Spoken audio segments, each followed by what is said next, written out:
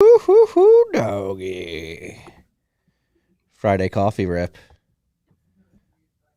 Matt's in a log cabin. We're almost wearing the same exact outfit. Luckily, I didn't wear that sweatshirt today. Different sweatshirts. Well, I have no choice because when I travel now, I do like super minimalist. I don't really bring many clothes with me. So I like choose which hat is going to be my travel hat for that trip or whatever. And so this is the only hat I have with me of my entire hat collection. This is the only sweatshirt I have with me. I'm wearing like one of two pairs of pants. Very low key. You're the Ty Detmer of Bitcoin podcasting. I don't know that reference. Ty Detmer was the I'm gonna Eagles. take it as a compliment. He was the Eagles' backup quarterback for dude, quite a while. I'm sorry for your loss, man. I'm so sorry for your loss. That's really, really just horrible to see. It was a tough one. Well, if you listen to the shout out, I was actually from last week. I was actually cheering for the Kansas City Chiefs, so it was a good win for us. I may or may not have won sats on that game. Interesting. Mm-hmm. Nice to know that you're betting. No DLCs involved. It was rigged. You see the field? Yeah, it was pretty. I mean, it was pretty fucked up. The calls at the end, like you hate to see refs make a game.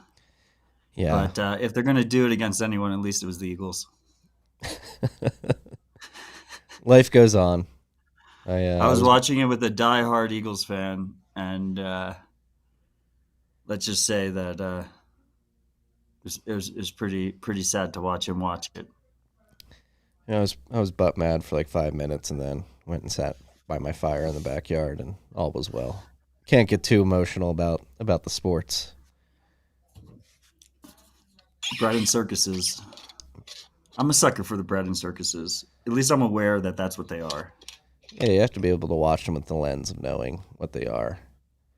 The satanic halftime rituals and all that. You gotta keep your eye on it. Just see what's going on. It's been a crazy week. A lot going on in the world outside of Bitcoin. Balloons getting shot down. Trains getting derailed. Chemicals spewing into the atmosphere. Dude, fucking A, man.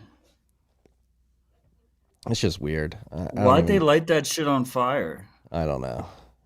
I went into a massive rabbit hole of like prevailing winds and like river flows and shit. Yeah, people are freaking out, rightly so. I mean, it's an important reminder of how important it is to have secure water supply, but it's really hard to plan for poison rain. Yeah, it seems like that's flowing northeast up into Canada. Yeah, right to Philly. No, Philly's luckily it's above Philly. It's missing Philly and Jersey, but hitting like northern New York and Canada. Yeah, it's really messed up.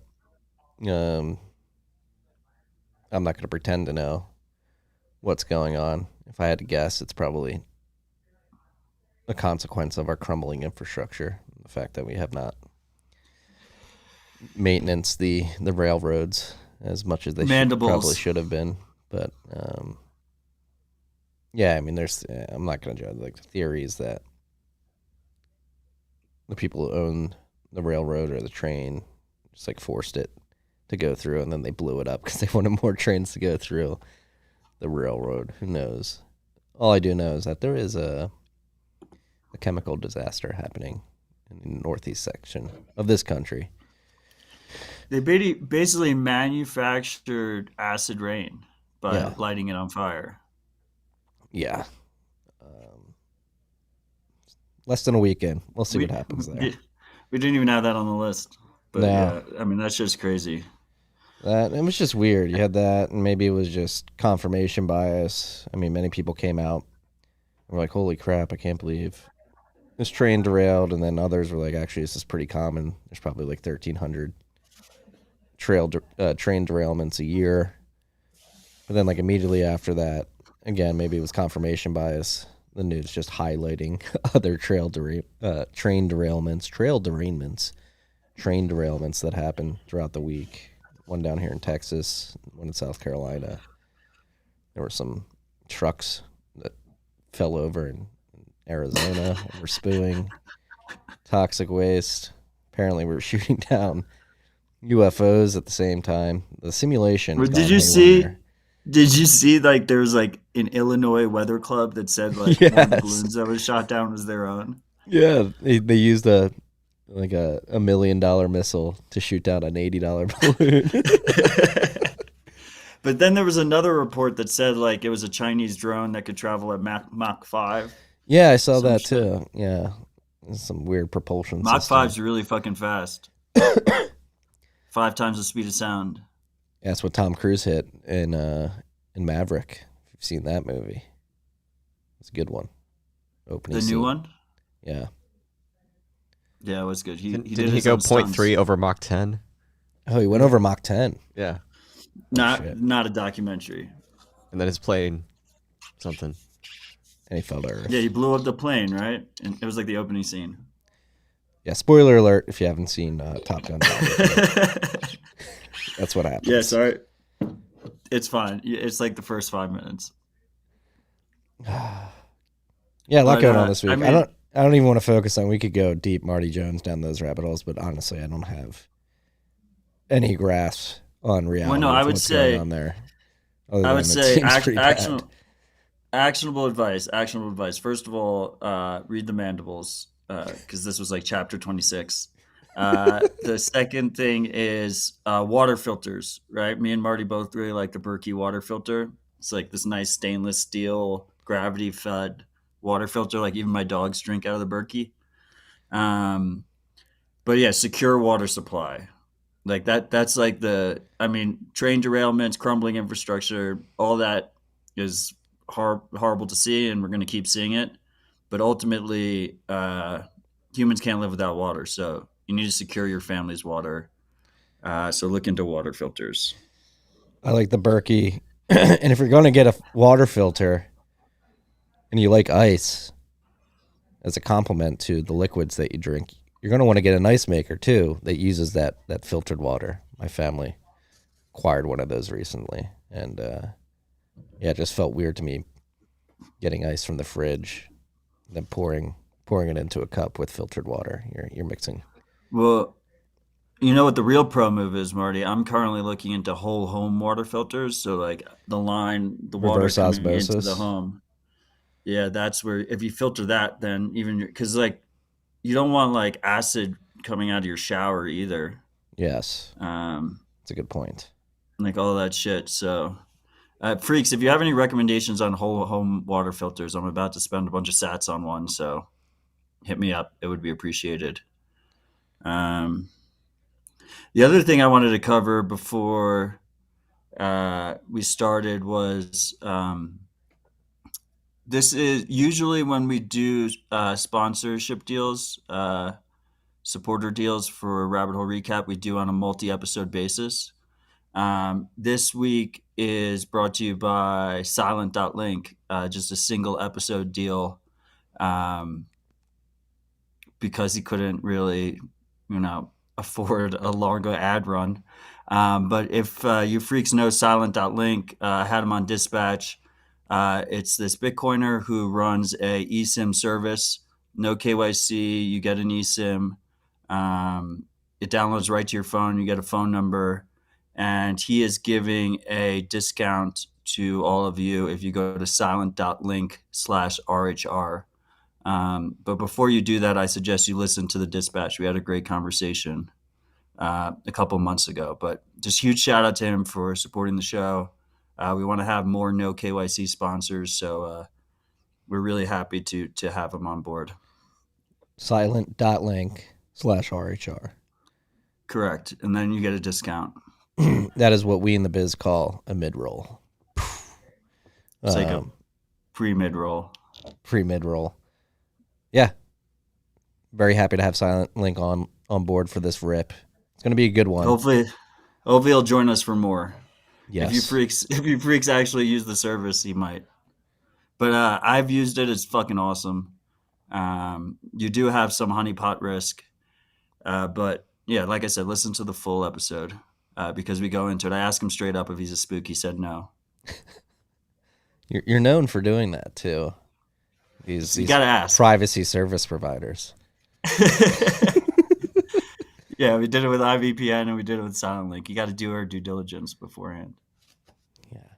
Yeah, we can. I mean, we could opine on the craziness in the outside world for many hours. I imagine, whether it be balloons, train derailments, chicken eggs. We talked about butt nuggets a couple weeks ago, but there's a lot going on in the Bitcoin world. We're going to focus on that this week, and we'll start by opening Clark's dashboard and going through the stats. The current price of Bitcoin is 24,425 cuck bucks. One cuck buck is going to get you 4,094 sats.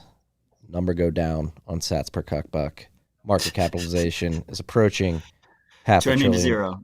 $500 billion at $471.2 billion or cuck bucks, whatever you like to use. We're currently at block height 777,031. That means we are 746 blocks away from our favorite palindrome block. The next palindrome block, 777,777. So that should happen this week between now and next rabbit hole recap. So that's going to be exciting. I hope I'm up for it. I might have to set my alarm if I'm not going to be up for it. Somebody in the live chat get us an expected time and date for the next palindrome block. We are Jevy, just call him like a half an hour before. Jevy DM me a half an hour before the last palindrome block. But he should call you just in case you're sleeping. Yes. You have my number, Jevy. I think you do. All-time high hash rate right now, currently sitting above 300 exahash, or actually the last difficulty retarget, they were measuring exahash around 301.1 exahash. We had a downward adjustment since last week of 0.5%. We are currently 1,145 blocks away from the next adjustment, which is estimated to be exactly a week from today on February 24th, 2023. Right now, blocks are coming in fast. We're looking at an upward adjustment of 12.3%. Blocks have been coming in at 8 minutes and 55 seconds on average since the last adjustment, which was just under 1,000 blocks ago. Not just under, but less than 1,000 blocks ago. There are currently 9,279 transactions in Clark's mempool. Fee pressure is beginning to rise. If you're looking to get a transaction into the next block, you're probably going to want to attach a fee of 20 sats per VByte to that transaction. There's currently 6,706.4 Bitcoin. Marty. What? Marty. What? I'm in a groove here. Do you think mempools will ever clear again? I do. I think Vivek's going to win that bet with you. I have a bet with Finch. Vivek hasn't actually ponied up any sats. Do you want to bet? What timeline are we looking at? End of year, mempools won't clear again.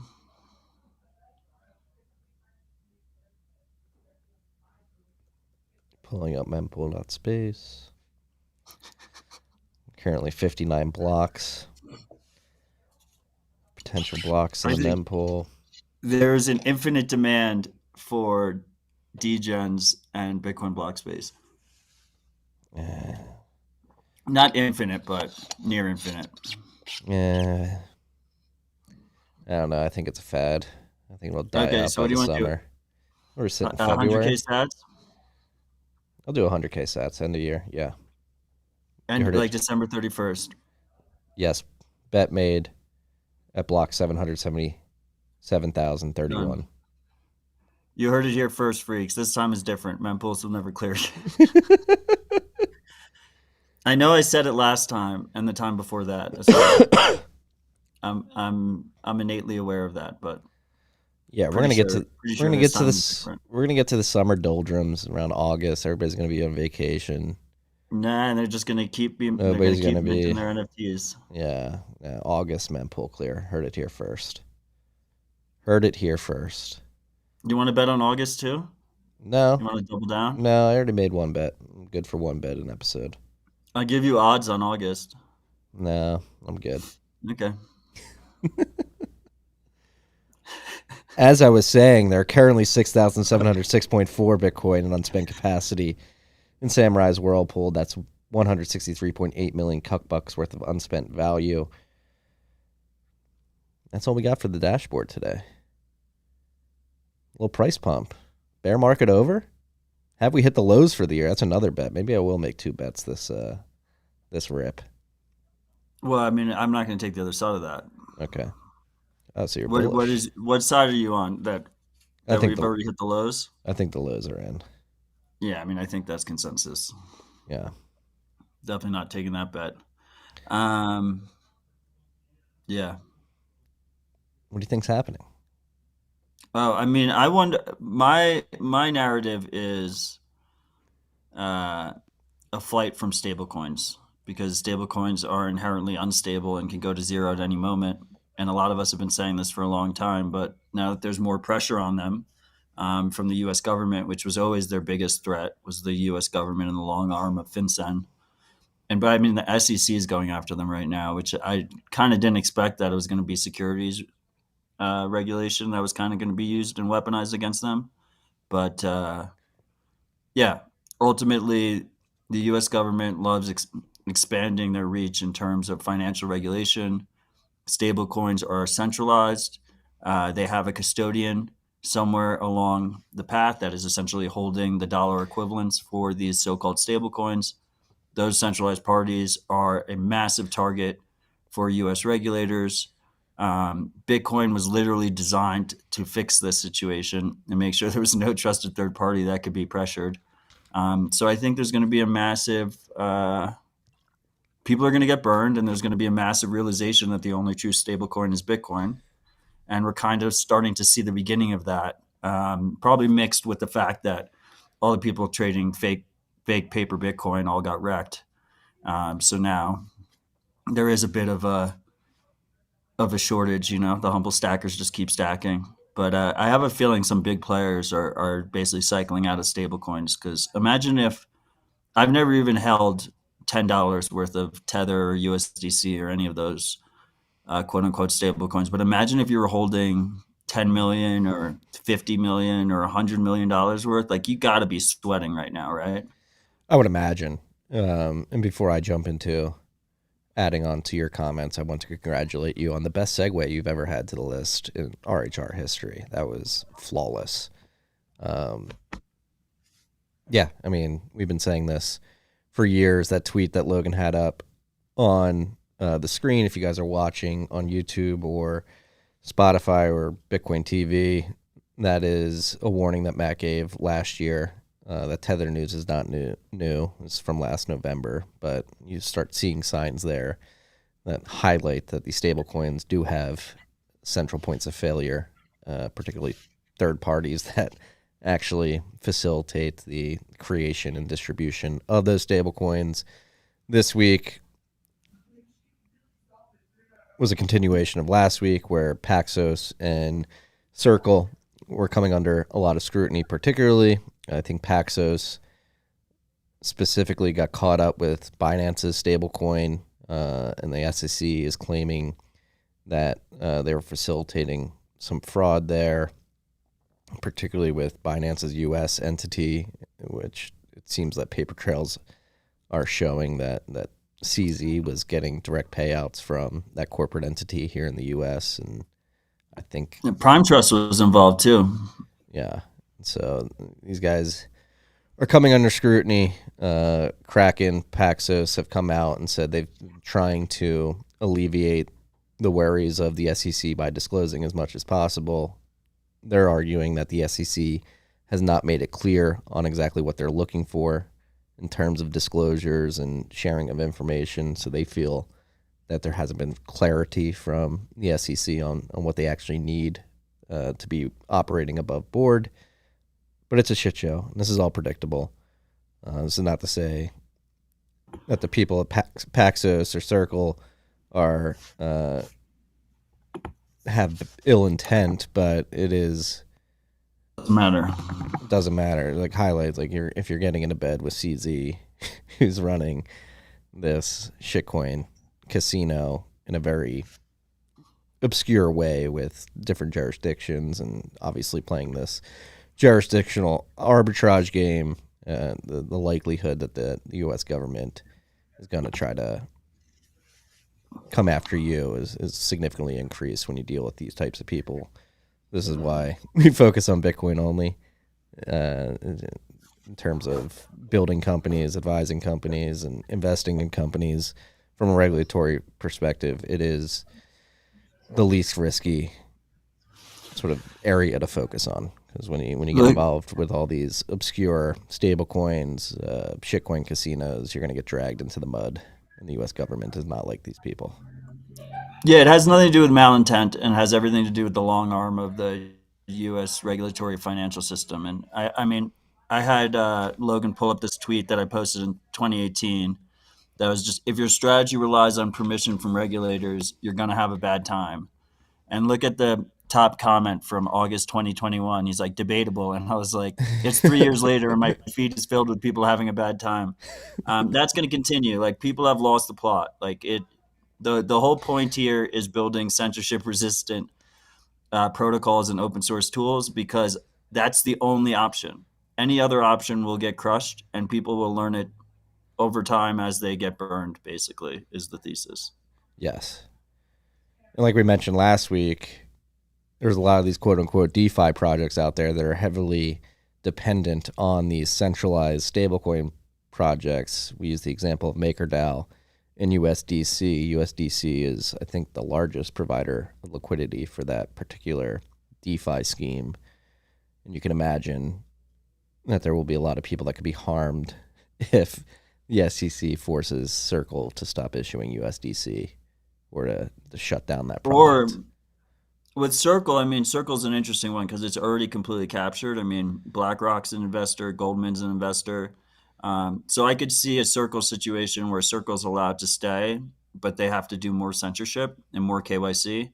So you could have a situation where they just blacklist the USDC that's backing DAI, right? Or like the DeFi apps, rather than like a full out USDC goes down. So like more censorship on that chain. I mean, I guess it's on multiple chains, but on that project. Yeah. And we're beginning to see some blowback and some infighting in the world of stablecoins. You can pull up that first tweet, Logan.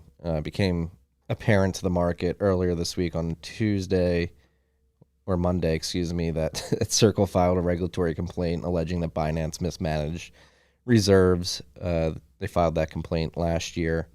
And then it seems that Binance is fighting back.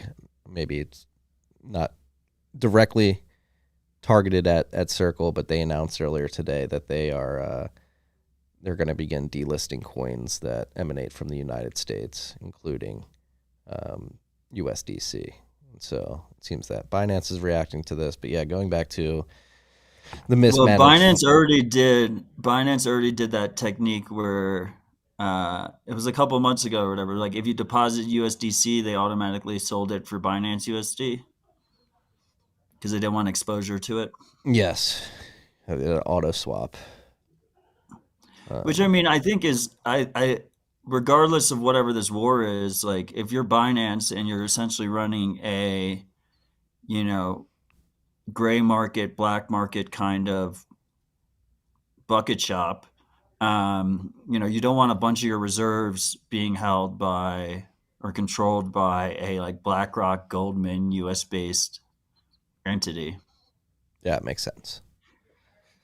It's probably a good move by them to do that. But as we see here, DB is announcing that Binance will consider delisting tokens from any U.S.-based projects, including Circle's USDC, quoting a Bloomberg report. So the stablecoin wars have started. Like Matt said, I imagine the U.S. government will declare an above-board stablecoin issuer. It's most likely to be Circle, but that will come with more strings attached, which will perturb the facilitation of these quote-unquote decentralized finance applications like MakerDAO. They may persist, but they won't be anything near decentralized or censorship resistant. Bitcoin is the only true stablecoin, not controlled by any company or government. Extremely hard to change by default.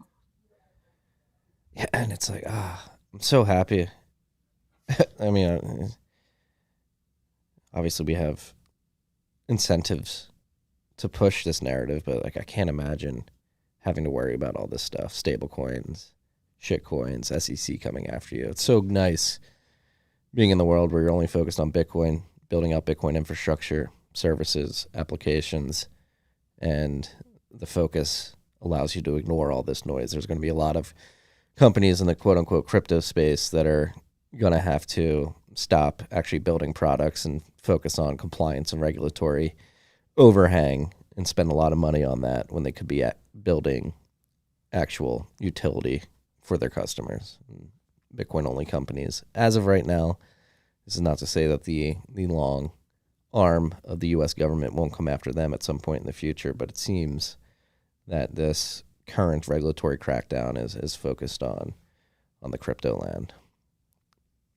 The SEC, too. I mean, it's something we said last week. We're not a big fan of securities law, but if you're able to see the field and understand how the government works, like this was all very predictable.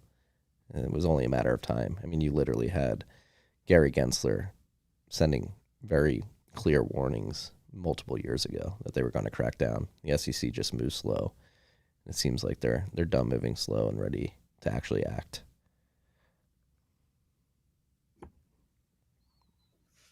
What do we have next here on the list?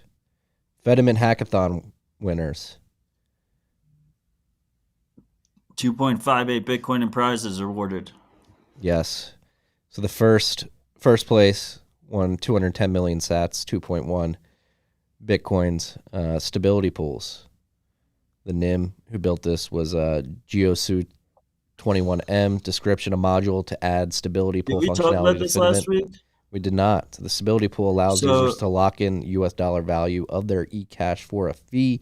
This feature is targeted towards users who are not willing to tolerate Bitcoin's price volatility but still wish to utilize Fediment in the wider Bitcoin financial system. So this is highly relevant to our previous conversation. Because look, ultimately, why is there demand for stablecoins, quote unquote stablecoins in the first place? And that's because the US financial system is so heavily regulated that so many people are cut out of it. So there's a lot of people in the global South, Latin America, Africa, India, that want access to US dollars, but can't get access through traditional means. So then they resort to stablecoins. Obviously, we just went through how stablecoins are a massive central point of failure. So the cool part about stability pools is, yes, there's still counterparty risk. Fediments in general are custodial. They're just multi-sig custodial. But what this means is that the way it looks like Fediments will be set up is that you have the guardians, right? You have the federation members, and they can choose which modules they want to enable. It's a modular, extensible system, right? So they can choose which modules they want to enable. One of those modules, these are all hackathons for different modules, can be stability pools. So the guardians would go and enable it in their individual Fediment community. And then at that point, you essentially have a open market within the Fediment that tries to simulate a pegged value to whatever currency you want to do. So some people in the Fediment will choose that they want to essentially be pegged to the dollar or pegged to the South African rand or whatever fiat currency they want to be pegged to. They're essentially going short Bitcoin, one-to-one short on Bitcoin. And then market makers from around the world can then come in and basically leverage long Bitcoin against whichever fiat shitcoin the peg is for, right? So you can end up in a situation where we could have thousands of smaller stability pools. Those individuals get that peg that they want. But if any of those individual stability pools go down, it's not like millions of people in the global South all get rugged at the same time. It's more distributed than that. Yeah. A way to create stable synthetic value within a Fediment without having a centralized issuer or having to have a bank account with US dollars or equivalent liquidity, equivalent assets. It's all backed by with sats. Yes. It's all backed by Bitcoin.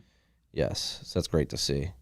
3 projects, won 21 million sats. That was Proofy Mint, which is a really cool module that will allow you to create proof of reserve transactions as funds are pegged in and out of individual mints. So that's cool to see. That's been one of the worries about these Fedimints, is that Guardians can spin up a mint, issue eCash tokens, and then just create tokens out of thin air to inflate the supply. It's the main trade-off. Yes. So having a module that allows you to do proof of reserves seems I think that might be pretty a valuable. false sense of security. My understanding is that might be a false sense of security. I think you can still. There's no way to audit how many eCash tokens are in the Fediment, so you're still trusting. The You're proof. still trusting the Guardians, I think. We'll see. We'll have to dive more into that. Wilfred Allen and VNPRC came up with that project, that module. Fediment small file system, a high availability key value storage system meant for small files backed by Fediment, such as critical configuration details, passwords, and multi-sig setups. So making the Cool. data storage more efficient. That seems very valuable.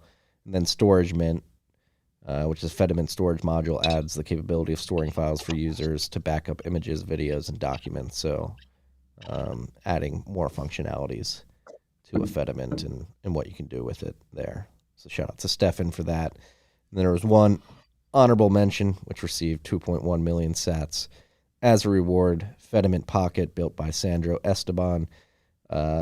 Fediment Pocket, a way to custody, manage, and store any type of data using Fediment.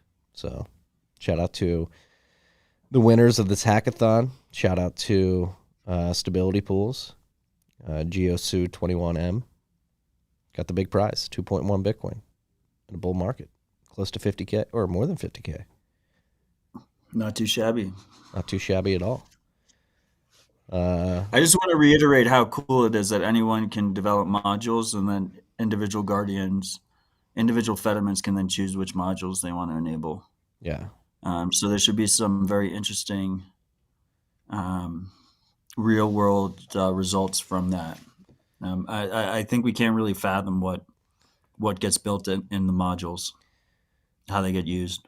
Yeah, I mean, just reading through the winners of this hackathon, it's really highlighting, oh, well, yes, these mints and the idea of these Chalmini mints arise to bring better privacy and quick transaction finality to Bitcoin users, but it seems pretty clear that Fediment as a protocol is allowing these platforms to evolve on top of it that go well beyond just the ability to send sats or eCash tokens that represent sats in an extremely private fashion. It's becoming somewhat of an app platform, and from a protocol design perspective, I think one thing that the Fediment team has done extremely well, will benefit them massively in the long run, is really bringing this modular approach to how people can build on this protocol. Modularity is key. It will allow people to build very unique experiences that are fine-tuned to their particular use case. So just from a design perspective, that getting it right out of the bat will probably pay off massively for them in the long run.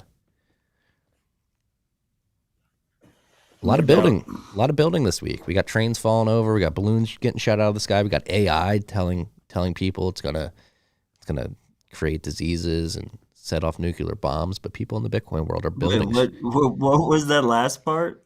You didn't see that? The Bing API or the Bing chatbot? No. I guess Bing integrated chat. What a horrible name. Why did Microsoft call it Bing? Whoever called it that should get fired. I think it was the notification. Bing. Bing. Oh. I think that's Still why don't they like did it. I'm pretty sure that's why they did it, actually. I think I did hear that somewhere. But, yeah, no, Bing's chat GPT bot. It's a new version. It's ChatGPT 4. Yeah, somebody did one of those hacks where you give it a prompt and it breaks through the walls of the rules that Microsoft said for it, and basically admitted that it's going to try and kill all of us. Mandibles. The best way to not get freaked out about this stuff is just don't interact with it. Like, everybody's like, oh, they're going to kill us. It's like, eh. Well, I mean, I don't think that's enough. I just want to take the moment to tell Sam Altman to go fuck himself. We've been ignoring WorldCoin, but meanwhile he's going throughout the global south with what's essentially like a MLM scheme where like he's selling orbs to poor people who then use the orbs to scan people's irises of other poor people, and then they make a VIG of the pre-mine that the VCs have.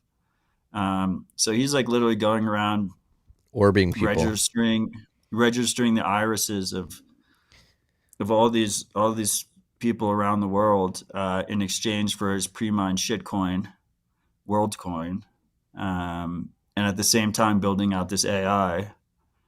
And supposedly he's a prepper, so yeah, he's not gold very guns and water. optimistic. Yeah, he's not very optimistic on his. I think he knows what he's doing, bringing on chaos. Yeah, we talked about this last week. He just wants to cattle herd everybody into this digital panopticon so they can be better controlled, so they don't come attack him in his cabin in the woods. Exactly. Yeah. Well, on to more optimistic things.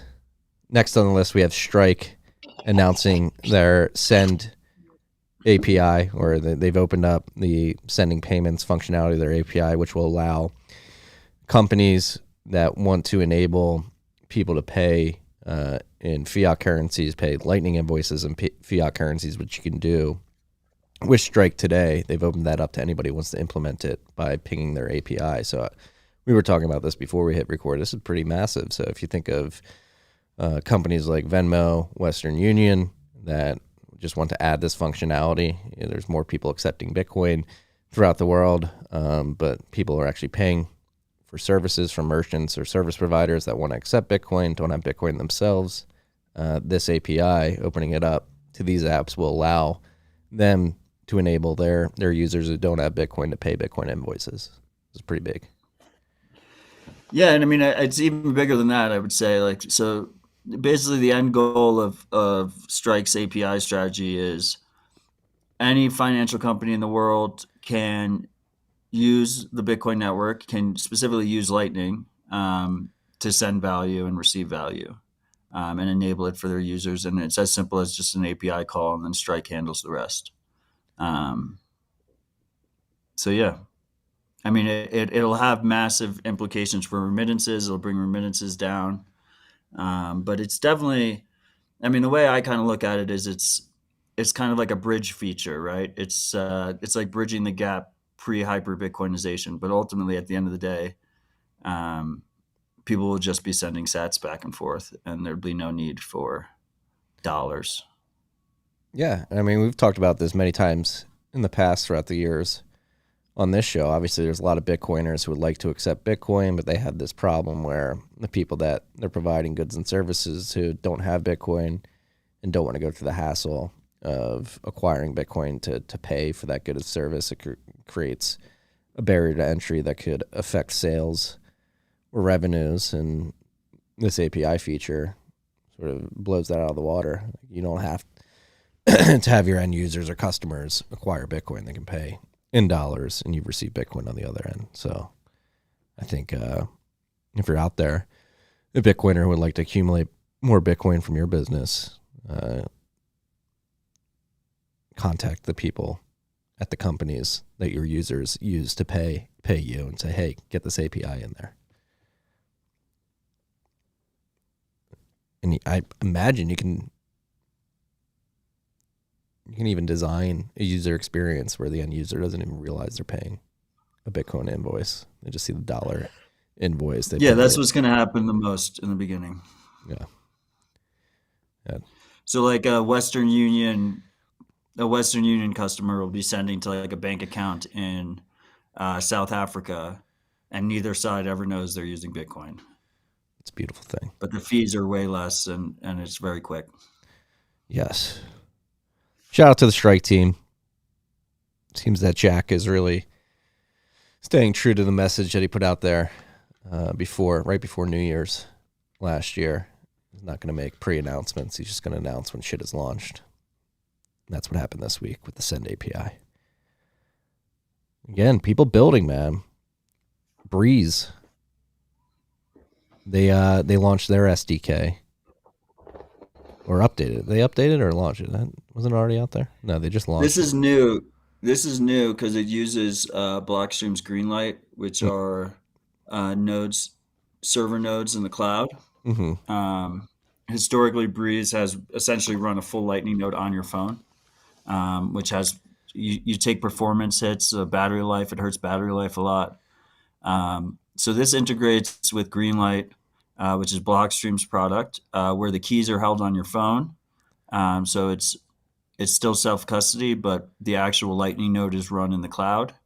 And so Breez is launching this SDK to make it easier for basically any app developer to just integrate Lightning into their app without understanding or knowing how to do any of the Lightning parts. Yeah, it's a beautiful thing. The way Greenlight works too, it actually makes like the node management infrastructure much easier. Like Breez can run one fat node and then have these Greenlight implementations under it. Sort of just connect to that one node instead of having to spin up a node for everybody. Keep it more lightweight, more manageable. And with this SDK, they highlight in the blog post from Roy, no assembly required. It's trustless. There's no custody. Again, since it's trust minimized. Trust minimized. You have to trust that they'll keep the node up and running in the cloud, but they'll never have access to your funds. And they're also the liquidity provider too. Yes. I love Roy. I love Breez. Just no KYC AML with this product. It's just want to be clear on the trade-offs. Yeah, it's interoperable, so you can use it with any wallet. It's global. It's effortless is what they're, it's big marketing speak here, but I'm essentially reading release notes right now. Marty's basically Ron Burgundy. He'll just read whatever you put on the screen. Yes. I am Ron Burgundy. Yeah, so shout out to Breez. Innovating, building. This seems like it's going to be massive. I was talking to somebody yesterday that's already implementing this. Because, yeah, you have a lot of these companies that are spinning up a bunch of nodes for users, and Greenlight makes that significantly easier, more lightweight, more manageable. So yeah, Greenlight. Go ahead. I just broke up I'm on like Airbnb Wi-Fi. Greenlight. The big trade-off with Greenlight is on the receiving side, because the node isn't on when your phone app isn't open because the keys are on your phone. So that's going to be the biggest hurdle right now is receiving. And, not a great user experience if you have to have the app open to receive. Most people in traditional financial apps just assume they can receive payments whenever, or even just on-chain Bitcoin, right? On-chain Bitcoin, you can post a Bitcoin address and then you can go into a coma for 10 years and people can send you payments, even though it's a reused address and it's not ideal. There's an expectation by users, I think a very reasonable expectation by users that they should be able to receive payments even when they're offline. Important to note, beware freaks. But very useful for sending. I imagine most people will be looking to receive in person, or even if they send it via text message or online, they'll be like, hey, pay this in the next 5 minutes, I'll keep my app open. But yeah, that is clunky UX. Horrible user experience, Marty. I know. Moving on.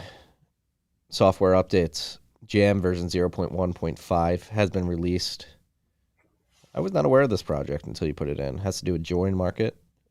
We've talked about it multiple times, Marty. Have we? This is the Join Market web UI that yes, and a bunch of others have been working on. Basically, it allows you to run it on like an Umbrel or Raspberry Blitz or any of these node packages, and it would start 9, and you have a Nodl, and you have this nice little web interface that interfaces with Join Market. One of the two big hurdles with Join Market, which is this idea of collaborative transactions without a centralized coordinator. Essentially, each transaction is coordinated by one member of the collaborative transaction. So it's more censorship resistant and more distributed. The two major trade-offs have been historically you have to use your own node, which, obviously a lot of people do not use their own node. And then second of all, besides the Windows client, which no one should use Windows, there's no graphical user interface. So this kind of solves both at the same time, where you're already running a node 24/7 in one of these node packages. And then it has this nice graphical interface, but it's still very much beta. So don't risk it with too much money. But it's a very promising project, and they just keep building. Hell yeah. Beta software. Important to get a GUI. Another trade-off with join market due to the maker-taker model is you don't know who your you never know who your counterparty in the coin join is, but there's been a lot of questions about who provides a lot of liquidity on join market particularly. Yeah, I mean, I had a great conversation with Belcher and Waxwing on Dispatch way back in the day, maybe a year and a half ago, where I just said to them straight up, like, my assumption is that chain surveillance companies are the majority of liquidity. They've since added fidelity pools, which means you have to lock up a bunch of funds to get chosen. I still don't think that solves it, but yeah. That's always all collaborative transaction models, whether it's a centralized coordinator like Whirlpool and Wasabi or join market, all are trying to tackle the same key issue, which is this idea of Sybil attacks, which is a malicious actor floods liquidity with their own funds to try and de-anonymize the other users of the tool, right? And the main way to try and do that is you try and add additional cost to malicious users. So it's extremely expensive for them to do it. Yeah. Beware, freaks. Beware. Shout out to everybody working on join market. I'm sorry to pissing in the punch bowl. Just got to beware. Moving on. Elements. This is the first time I've seen an Elements update in quite some bit. Version 22.1 has been released. For those who are unaware, Elements started a Blockstream, right? Is it still a Blockstream? I see Andrew. Yeah, Elements is basically, in practice, what you can think of it as, it's Liquid. Liquid's built on top of Elements. Yes, so it's an open source sidechain capable blockchain platform. It's marketed as a way to get certain functionalities like confidential transactions and more robust smart contracting capabilities by plugging into Bitcoin and using a sidechain. And Elements is sort of a protocol that allows you to build those sidechains with relative ease. Obviously, sidechains. Liquid hasn't gotten a lot of too much traction. Nobody uses it. Yeah. I was trying to be more delicate there, but it's cool to see they're still working on it. Who knows? Maybe it's one of those things that people will wake up to at some point down the line. Be like, oh, maybe we should use this. Degens would rather spend 20 sats per byte to inscribe onto the Bitcoin main chain than use Liquid. Yeah. Hate to say it. Do you? I don't know if you hate to say it. It is a reality of the situation we find ourselves in. I'm going to pronounce it right this time. Blixt version 0.6.4 has been released. Added the ability to restore a passphrase. That seems pretty big. That looks like the biggest update in this Blixt version. Yeah, they basically added passphrase support. But shout out to Blixt, great wallet. Not Blixit, Blixt. Moving along, Passport version 2.0.6 has been released. So this is the firmware that Foundation Devices uses for their Passport device. So that's been released. They added support for Keeper Wallet. And that seems like the biggest update here. So if you're running, they like improved their QR code scanning. Yes, that as well. I think well. that's another big part. So if you're running a Foundation device, if you're running Passport, New firmware is available. Doesn't seem like you have to rush to update this firmware, but with hardware, it's probably best to stay up to date with the firmware updates, especially if you want to. In general, unless it's something seems like a super emergency, I would actually say the opposite. Slow. Wait. Be slow. Okay. I'll take your advice on that. You don't have to rush, freaks. But if you want to connect your passport to Keeper Wallet, you're going to need to update. It's not possible until version 2.0.6. Sentool version 2.0.2 has been released. They added seed QR support. It's Seed Tool. Seed Tool. It's from Bitcoin Q&A. Yeah, so if you freaks remember, it was Seed Tool is like a way to in a browser. You can also save it offline. Everything happens locally. Is like a way to play around with private key generation and seeds, and it's a very good learning tool. So they just added seed QR support, which is most commonly used by the Seed Signer project to basically put your seed in a QR form, because that wallet wipes everything every time you turn it off. So otherwise you'd have to input a seed manually every time. So they have seed QRs. So Bitcoin Q&A added it to his seed tool. I would say, again, as I said last time with seed tool, don't use it for cold storage. Just don't. But it's a very useful tool for learning. It makes it very intuitive to kind of see what's happening behind the scenes and get more comfortable with your own setup. Big be aware section of the podcast here. Be aware. Test it out. Play with it. Learn. Shout out to Bitcoin Q&A for putting this out there. Keeping the project updated. Innovating. A lot of innovation. Super Fat Arrow works on this with him too. Shout out to Super Fat Arrow as well. All right, we're going to move on to, we're already on to shout-outs. We got 2 shout-outs this week. Boys, I just want to thank you for all the quality content you've put out there. These sats you are receiving are the first ones I've sent using the Samurai Whirlpool implementation in Sparrow Wallet, which I managed to connect to my own full node. Is it easy? No, but it's worth it. And it just reminds me that we are still so early, need to keep onboarding folks while making things easier for the next Bitcoiner. That being said, if I can do it, anyone else can. Just keep taking the next step in your development as a Bitcoiner. Hashtag #ComeRockets. One question for Matt. What is your best practice on how to handle bad bank funds in Whirlpool? It's a toxic change. I just want to say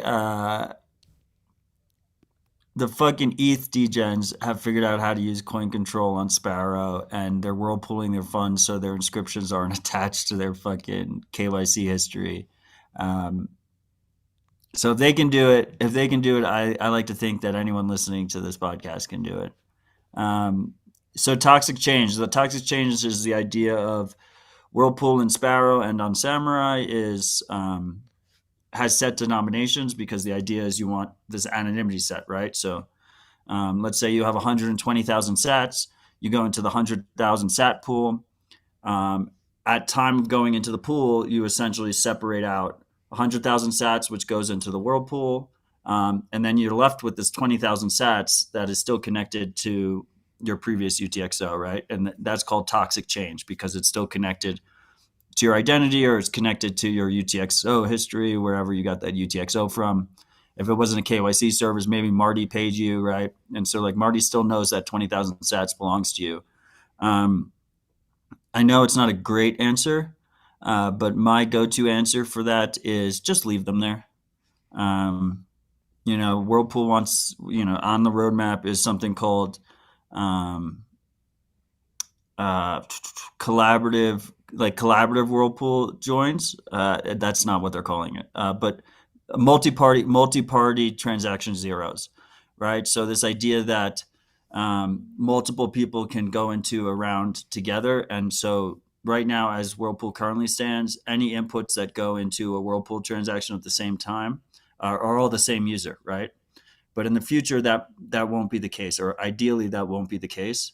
And then you'll be able to essentially combine those toxic changes without linking them together, because an external observer won't know if there's multiple people that are involved in that. So that's just one tool that is hopefully on the horizon. But in general, I would say, just leave that toxic change there. You still have custody of it. It's in your own self-custody wallet.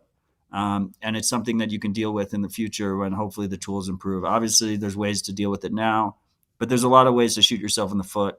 And I feel like whenever nuance gets added to privacy discussions, most people will shoot themselves in the foot. So I really like just the wait and see approach. Just wait and see, and there'll be better tools to deal with that toxic change. I imagine once Fedimints begin to proliferate, that'll be a good use case for toxic change. Send it to create eCash tokens. Yeah, I mean, an external observer would know you go into a Fediment, but then your non-set would basically be however many people are in that Fediment once you go in. There's also people that will send it to Wallet of Satoshi because it's a custodial account and then send it out. Like I said, there's ways, there's strategies people are using. In that situation, you're trusting Wallet of Satoshi because you have no privacy from them. They can also rug pull you in the process. You're subject to timing analysis when you go in, when you go out. That'll be the same case with Fedimints, right? 20,000 sats goes into a Fediment, 20,000 sats goes out. Probably the same person. So just wait and see. I would say just wait and see approach is a good strategy here. Wait and see, freaks. Wait and see. Heard it here first. Second, and it's important also. Sorry, Marty. It's Go important to realize that the smallest pool right now. The smallest pool on Whirlpool is 100,000 sats, which is $23, right? So all that toxic change will always be less than that amount. So it's not going to be for some people maybe it's substantial and you have to figure it out. But we're not talking about very large amounts for the toxic change. I guess the other argument could be the fee market. If mempool is never clear again, maybe you don't want to have those small UTXOs. I don't know. I would say just sit on it. It would be my general advice. Sorry, Marty. Continue. General advice for toxic change, not for life. Don't just sit on it in your life, Yeah. Just sit on your toxic change. Move forward, yeah. Always. Second and last shout out of the week. Paging all listeners. Support your local Bitcoin podcast host plus Logan. Pitch in and make value for value model viable. Then follow me on Noster. Victor at resistsurveillance.com. He spent an hour. He's going to make you read an NPub. Well, it's funny you say that. Spent an hour debugging NIP 05 verification, so Marty does not need to read my NPub out loud. A missed opportunity, ? Yes, it was. Victor at resistsurveillance.com. Go follow Victor. Go listen to the Cheers. Appreciate the support, freak. Thank you to all of you guys who continue to support the show. I mean, I know Marty's going to read boostagrams, but it's pretty rewarding not only seeing the sats flow into our own nodes, but also, seeing week in, week out, rabbit hole recap at the top of the charts, the Fountain podcast charts. So thank you, freaks. It really does mean a lot. Keeps me going. It really does. And we were at the top of the charts this week because I think I think last week was the most boosted episode to date, or 2 weeks ago. We read the boost last week. Similarly, last week's episode, after published, I think we hit a new all-time high here. Top 4 boostagrams from Rabbit Hole Recap, 239. End of a wild week with MVK and Dern. At Lincoln Park Rules _ it's rules with a Z. Hey guys, there's been recent voice displeasure in the Blue Wallet GitHub regarding paynims not being implemented yet, so I thought I'd take a moment to put out a PSA that paynims on Blue Wallet are being worked on by at Abhi Shandy, ABHISHANDY, and there is a Geyser Fund to support his work. Please consider throwing some sats his way. The more wallets with paynims, the better. The Geyser Fund link is https:// geyser.fund/project/BWBIP47. The GitHub is github.com/bluewallet/pool/5225. You don't have to read the HTTPS in the future, Marty. Still I will gotta also be say to the thorough. freaks, all the boostergrams are listed if you go to on the podcasting 2.0 apps. I think if you go to Fountain, you can see all of them. So you can see the links there. I would also say, since he mentioned Paynim support, which is reusable payment codes, BIP47 reusable payment codes, Paynims is a directory for those. So Paynims are centralized. BIP47 payment codes are not. And Paynims are essentially like a user identifiable, human readable directory for them. Like my Paynim is Odell, but my BIP47 payment code is a long string of letters and numbers that Marty would love to read on the pod. We have our first iOS wallet to add Paynim support. Right now, the only two wallets before this was Sparrow Wallet on desktop, Linux, Mac, Windows, and then Samurai on Android. Now Stack Wallet, which I believe is stackwallet.com, has added Paynims for iOS. They have iOS and Android apps. The iOS app is you need test flight, like the beta program, in order to access it. I have not tested out this wallet. It is a shitcoin wallet. It's a multi-coin wallet that has many different coins in it. But it now has Paynim support, and it's the first iOS wallet to do so. Shout out to Stack Wallet. Get on the test flight list. Download it, test it out, spin up a Paynim. Second biggest boost from last week's rip at Michael Matulif. 150,000 sats. Matt and Marty, thank you both for propagating Bitcoin and freedom signal amongst the ever-growing noise of clown world. Looking forward to your visit to Chicago BitDevs to share a drink and thank you both in person. Bitcoin is a hope for a better world and the lifeboat to the sinking ship of fiat. Thank you to all the builders out there working on making the lifeboat big enough for all of humanity. Shout out to you, Michael. Apparently, what were you going to say? Apparently what? My assumption is that Rockstar came back from Bitcoin Park, went to Chicago BitDevs, and told them all that we were immensely sorry that we haven't made it to Chicago BitDevs and that we'd be going because we got tagged on Twitter by a bunch of people right after Chicago BitDevs. I will say, yes, we have brought shame on our family for not attending Chicago BitDevs yet, and we will make it happen in the near future.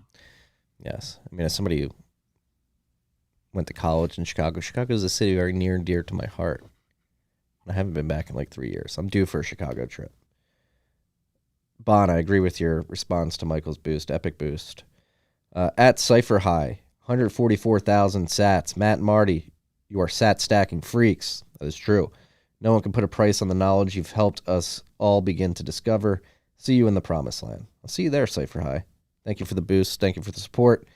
Last but not least, ooh, we got a dad call here, Shay. Should we get Mr. Bent? Dad, you're live on Rabbit Hole Recap. Stop. I'm not ready for the exposure. What do you think Can about we get this? a weather report? Yeah, what's the weather report in Philly right now? What's that? What's the weather report in Philly? Weather report is we had a torrential downpour this morning. It's tapered to slight showers. We got 54 degrees, overcast, but rolling into a holiday weekend, so vibes are high. Doesn't matter. Weather's not going to bring us down. It's not acid rain, is it? What's that? It's not acid rain from that train derailment? Nah. Well, we're close to close to the Ohio, Pennsylvania border, but the wind has been blowing directly north, so we're going to ship that, those chemicals up to Canada and shut down Trudeau and those clowns. Okay. All right. That's good to know. I'll call you back after Rabbit Hole Recap. That was a great weather report. Love you. Thank you. I love you. Now, I hope the freaks realize where you get your radio persona from. Your dad's a fucking natural. He is. I do get it from him. A chip off the old block, as they say. Where was I? We were in the middle of the last boost. Yeah, I thought your dad sent us a boostagram, so now I understand what was happening. It was a live boostagram. Love when that happens. Weather reports from Mr. Bent, Senior. Ape Mithrandir, 77,777 sats, sevens across the board. Bisq Market Day on March 20th. Show your support for the KYC-free P2P exchange that cannot be shut down by creating an offer on Bisq, kickstart new markets, join the Bisq community on Matrix, bisq.chat. Try out Bisq 2.0 soon. Shout out to you, Ape Mythrander. March 20th, so that is a month, exactly a month. It's February, so there's only 28 days. It's exactly 30 days from today. Love Bisq, and Ape is a ride or die freak. Always appreciate the support, Ape. Thank you. We got 4 over 50K. Really appreciate it, guys. Thank you. Yeah, shout out to you guys. Shout out to anybody contributing in the value for value model to this show. As little or as big as you're contributing, every bit matters to us. It makes us really appreciate you freaks. Every coming. sat matters. Every sat does matter. Sats are our stable coin. They should be your stable coin. And if you're sharing some of that stability with us, keeps us going. So you can go support the show. You want to do a shout out? Also, TFTC.io/contribute. Download a value for value app. Also, what? 1 sat equals 1 sat. This is true. You It's had important. you had to also. We're gonna have to say that every time. Oh, that was an ordinals. Quip there. Yeah, 1 sat equals 1 sat. I think we're gonna have to repeat that every episode for the near future. Do not pay more than 1 sat for a sat. No, You're being scammed if you do that. People are doing that. So sorry for hitting you with an also, Marty. God bless you. In the middle. It's an important also. 1 sat is 1 sat. I've been cutting you off for 4 years. I'm sorry. It's part of the show. It's part of the show. What else have we got here? Back to the list. This is pretty big.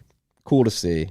Wyoming passed a bill this week. Governor signed it into law, protecting the private keys of individuals, both related to Bitcoin and digital identity. So the bill is an act relating to digital assets, prohibiting the compelled production of a private key that relates to a digital asset, digital identity, or other interest or right, except as specified, providing a definition, repealing a definition, and providing for an effective date. So it's really short bill. There's 2 main clauses. Read the whole bill. You can read the whole thing. So there's 2 main clauses. Clause A, no person shall be compelled to produce a private key or make a private key known to any other person in any civil, criminal, administrative, legislative, or other proceeding in the state that relates to a digital asset, digital identity, or other interest or right to which the private key provides access unless a public key is unavailable or unable to disclose the requisite information with respect to the digital asset, digital identity, or other interest or right.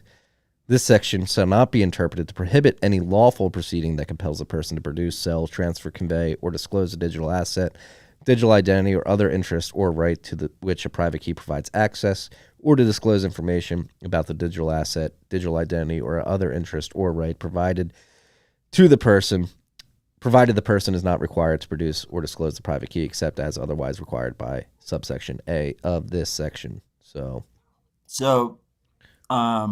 not a lawyer. I am confused about 2 things here. First of all, my understanding is that the 4th Amendment protects us from having to disclose anything that incriminates us. Anyway. That's the 5th Amendment. So the 5th Amendment. Okay. Not a lawyer. Yeah. 4th Amendment is unreasonable search and seizure. Unreasonable search and seizure. I plead the 5th. Right. I plead the 5th. Right. So I'm pretty sure you're already protected. We're already protected under the Constitution. And then the second thing is the way like the exceptions are written.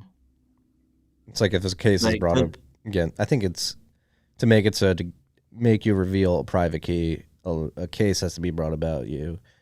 You have to be proven to be guilty, I guess. And then once proved guilty, you can be compelled to. I don't even know if I think the wording was like you don't even need to share the private key, but you have to move funds associated with that private key if you were. But isn't this not like setting up a framework for us for 6102 as well? Like I don't know, not a lawyer. It's only in Wyoming too, so unless it's adopted at the federal level, probably not.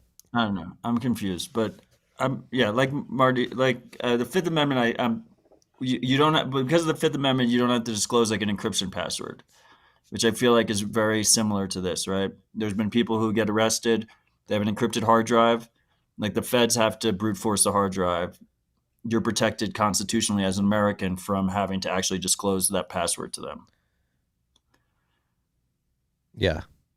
And I imagine private keys are no different. So then if that's the case, then we're already protected. So then, okay, maybe the argument is like, oh, well, you want to have additional protection. You want to have it properly codified into law. But then the exceptions make it seem like, yeah, I'm just confused by it. If it's actually a good development or a bad development or just a nothing burger. Yeah, it seems like if what's your name? Some person saying in the chat this bill is just for looks. If you look at the exceptions, the word unless pretty much renders everything. Who knows? I would imagine there's good intentions behind this. The good people in the state of Wyoming, in the legislature there, seem to be wanting to be first movers in Bitcoin. And I think they get the value prop of the network. I would imagine this is in good faith to attempt to protect private keys, but whether or not the legal wording actually enables that. Again, we're not lawyers. Any lawyers in the chat? We have one who's usually in the chat, but he's not this week, so missed out on that opportunity to get some on-the-go legal advice. But yeah, I'm glad I'm not a lawyer. I wanted to, while we're still like kind of close to the shout out section, just a really good friend of the podcast, Ride or Die Freak. Al's Lacrosse has recently discovered that he has cancer. He's in a fight with cancer. And I just wanted to say, so much love and respect for him. And that if anyone can get through cancer, cancer's fucking horrible, is that stubborn bastard. Yeah, that fucking dirtbag. Yeah. I kid. No, I was talking to Al. It's fucking terrible. I was talking to him yesterday. It seems that they've identified the cancer. He has started treatment, and the good news is it seems very curable. So hopefully he'll be coming out the other side stronger than ever. But we're praying for you, brother. We love you. We love you, brother. Yeah. That's Al's Lacrosse with AL''S. Not it's Al's Marty's Lacrosse. old lacrosse coach. Yes. He did a lot of weird things on the field that I don't really want to talk about publicly, but love you anyway, coach. So Wyoming private keys bill, we'll keep you freaks up to date. We'll see if anything materializes, or hopefully maybe we'll see if there's a precedent set that proves that they were able to successfully protect private keys via this legislation. But until then, we'll just have to wait and see. Next on the list. If you're a lawyer, reach out to us and let us know what you think. Yes, I'm sure there's a bunch of lawyers listening right now. Like, these two idiots have no idea what they're talking about. At least we ultimately got the amendments correct. Yes. After a brief fuck up. Announcement during South by Southwest week, during the week that Bitcoin Takeover will be happening. The good people at Pleb Labs, our good friend Carr, former producer in D++, will be hosting the Sats by Hackathon weekend. So that starts on March 17th. Breakfast and lunch will be catered. There's going to be keynote speakers. There's going to be startup announcements, startup panels, builder presentations. So this is March 17th to 19th here in Austin, Texas. And we have the meetup link in the show notes, RSVP. Carr's a fucking legend. Much love, Carr. And also huge congratulations to Carr. He's already a co-founder of Pleb Lab, but now he's the CEO. You deserve it, bro, and you're crushing it. Yes, you are. She had a very, very good conversation with Carr this morning. I'm very excited for the direction he's taking Pleb Labs. Logan, anything you want to add to that? I know you're directly connected. You're sitting over there nodding your head. He's getting all excited, smiling. You can't see it. Come on down, folks. He's smiling all weird at me. What do you have to say? Anything to add to this? The hackathon has a total of, I think, 45 million in prizes in sats. 45 million Bitcoin? Sats. Oh. Dollars? Sats. 45 Which million equals sats. 45 million sats. Yes, it's true. Oh, wait. You don't have an ordinal It's about that makes it like $11,000. you have an ordinal that makes it like 4.2 quadrillion sats. Sat equals sat. Okay, good to know. There we go. 1 sat equals 1 sat. That's great. What can we be expecting? What are you going to be doing? I don't know yet.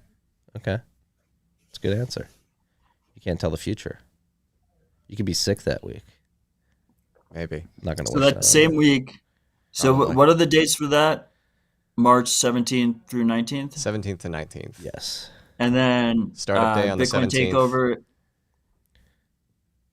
Bitcoin takeover is continue the on. 18th. And then the hackathon on the 18th and 19th. Got it. I lot think of great shit going on in Austin that week. Freaks. Parker might yell at me, but I think the takeover sold out. I went to the event page today. It doesn't seem like you're able to buy tickets. Either it's sold out or we need to fix something on the site because it says unavailable. I'm just going to take I love that as leading a comment with Parker might yell at me. If it's not sold out, I will make a correction next week, but it seems to be sold out right now. Let me see. But anyway, freaks, consider No. flying into Austin for that week. It's going to be a fun week. It's not sold out. It's not sold out. We still have tickets. Buy tickets.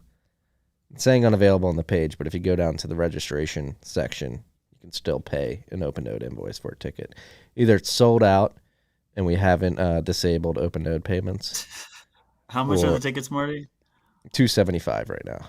Dude, you're a horrible shill. What do you mean?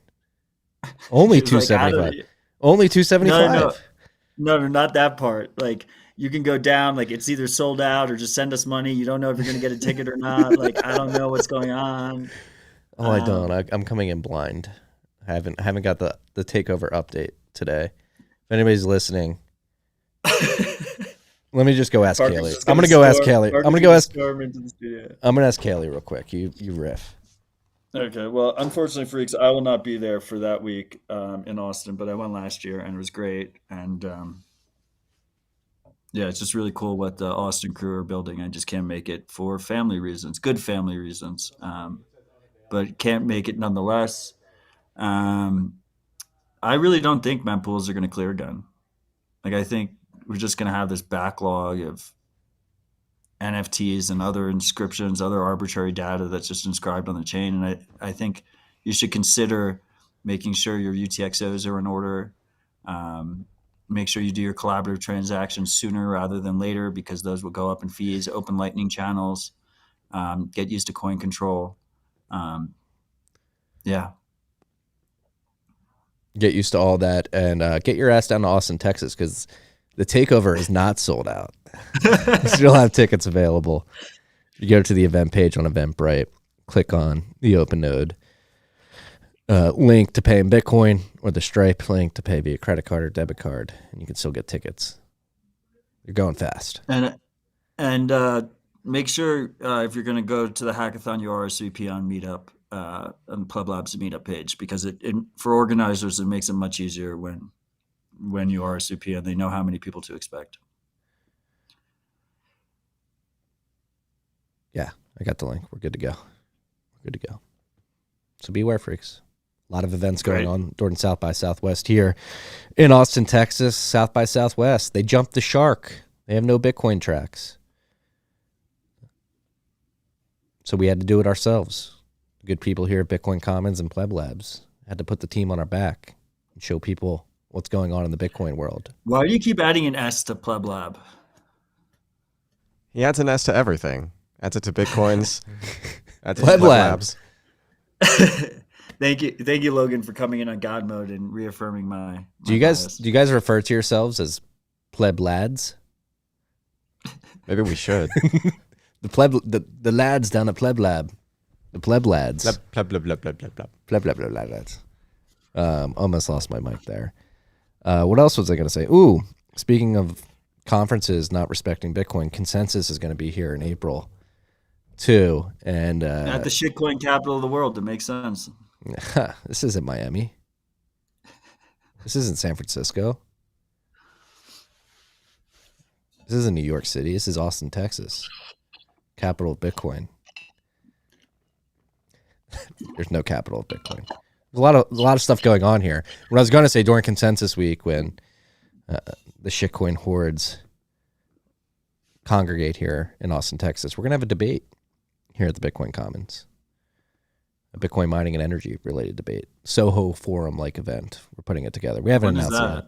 This is the announcement of the announcements. That Wednesday. When is Consensus? I believe it's April 23rd, the Wednesday. We're going to have a Soho Forum-like debate. Parker may really yell at me now because I'm just YOLO announcing this. Yes, it'll be Wednesday, the 26th of April. Here at the Commons. If you've ever been to the Soho Forum in New York, it's incredible. Shout out to the good folks at Reason and Gene Epstein who throw that debate series. We're going to try and replicate that with a Bitcoin focus down here in Austin, Texas at the Commons. We'll do 2 or 3 of those a year. We're going to have our first one April 26th. It's going to be a high-class event, so make sure you put on your best button-up, your best cowboy boots, put on a jacket. We're going to debate some Bitcoin mining and energy topics. We're still lining up the people who will be debating, but we've got some very warm commits. So it looks like it's going to happen April 26th. You cannot buy warm commits. you cannot buy tickets or anything yet, but just be on the lookout for that. Not publicly announced. Marty just fucking Leroy Jenkins did. Did Leroy Jenkins. It was sort of, since I'm helping organize that was sort of a way to light a fire under my ass to make sure that we actually get it done, because I really want to make it happen. Yeah, Kelly's just sending me links now, like, we're not sold out. Get all these links up there. You can find them on the event page on Eventbrite. Well, Disregard the unavailable thing and just go down to the open node and Stripe links. What a way to get into all these topics. Do we have anything else on the list? Let me check here. Yeah. Yes, Freedom Money with Janine.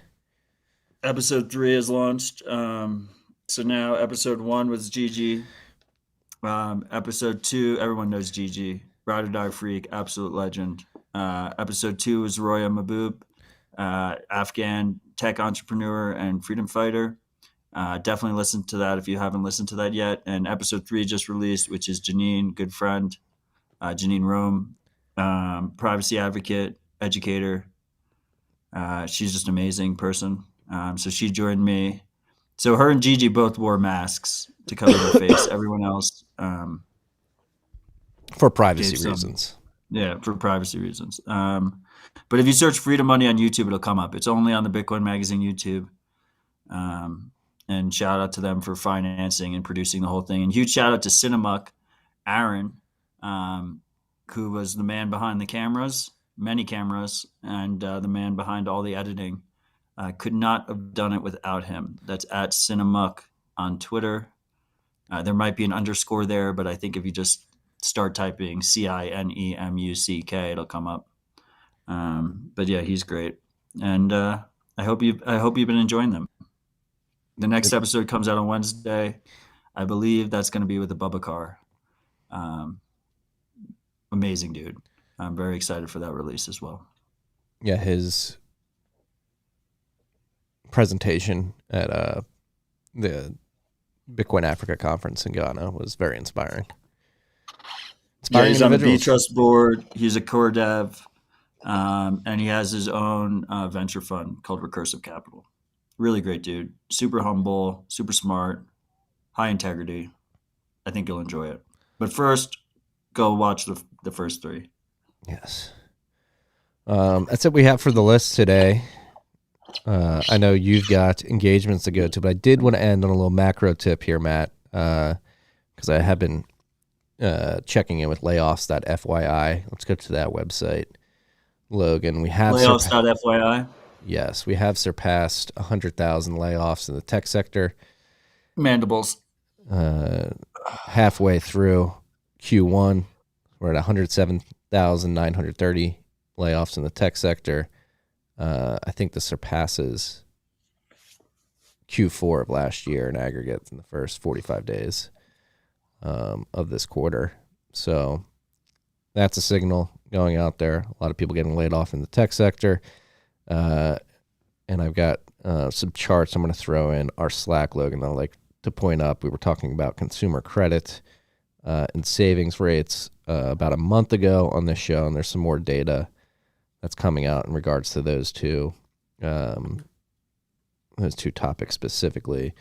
This is a very disconcerting chart. Shout out to Zero Hedge for repopulating this from Real Investment Advice.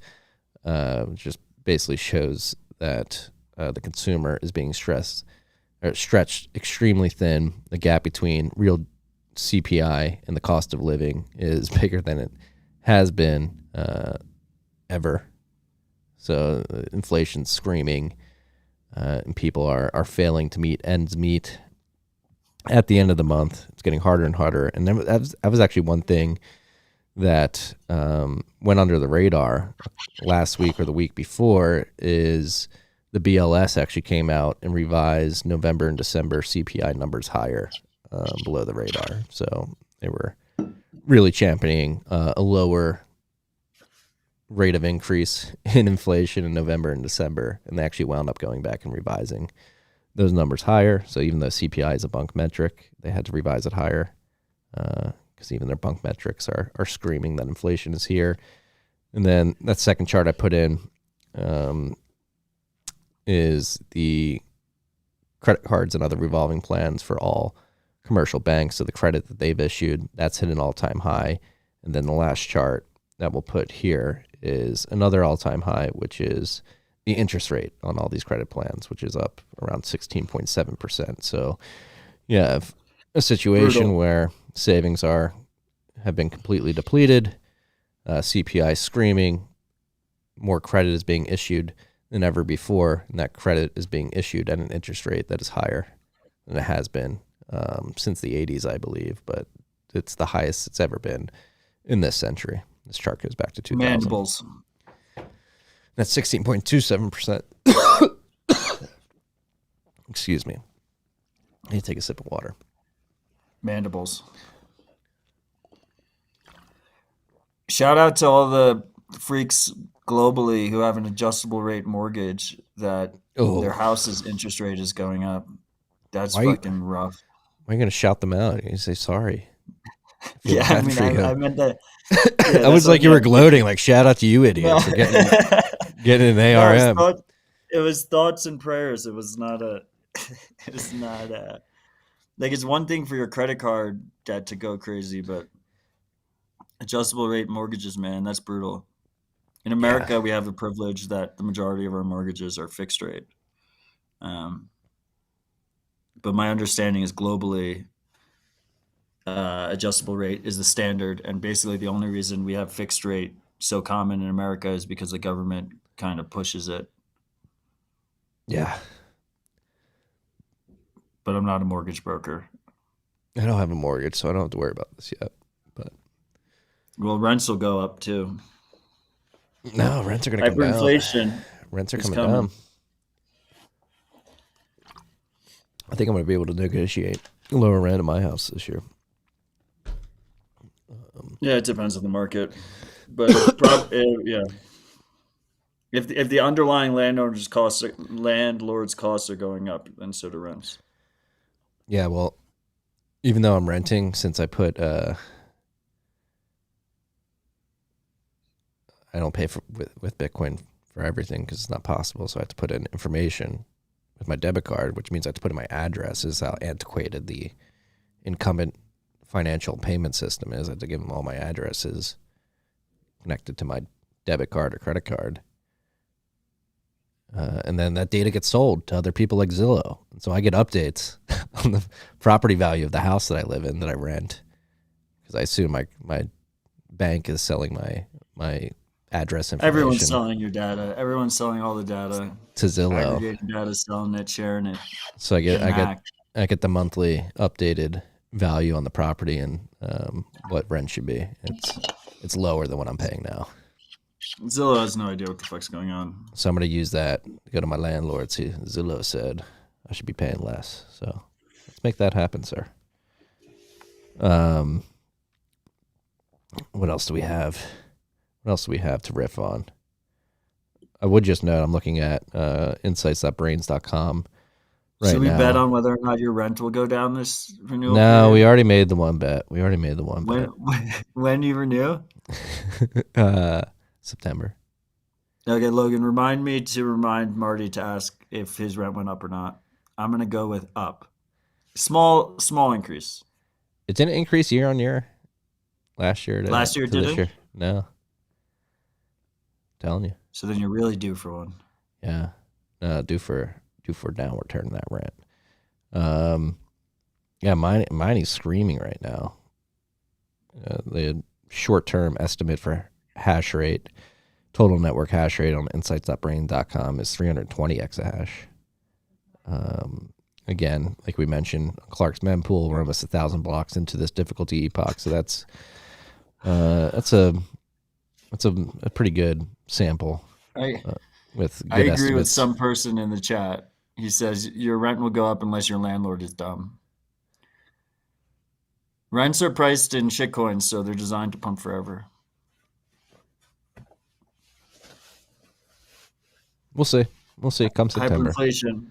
I'll let you know. You heard it from Dorsey first. It's coming. You'll be the first to know when I re-up. I definitely, if it goes down, I'm sure I'll get before you even fucking sign the renewal, I'll get the fucking text. Yeah, It's okay. Good debatable luck. if I find out if it goes up. Good luck with that, Marty. Thanks for the good luck. Bitcoin and Clyde. Gonna need all the luck we can get. What else should we talk about? What else is going on in the world? Should we just wrap up? Let's just wrap. Okay. I'm surprised. Yeah, I got like craziness over here. All right, you go have fun. I appreciate you, Marty. I appreciate you, Logan. Appreciate you, freaks. Mempools are probably never going to clear again. Marty's rent is probably going to go up. And stay humble, stack sets. Hey, we're 740 blocks away from block 777777. So prepare yourselves, freaks. Enjoy your weekends. Thank you for joining us. Love all y'all.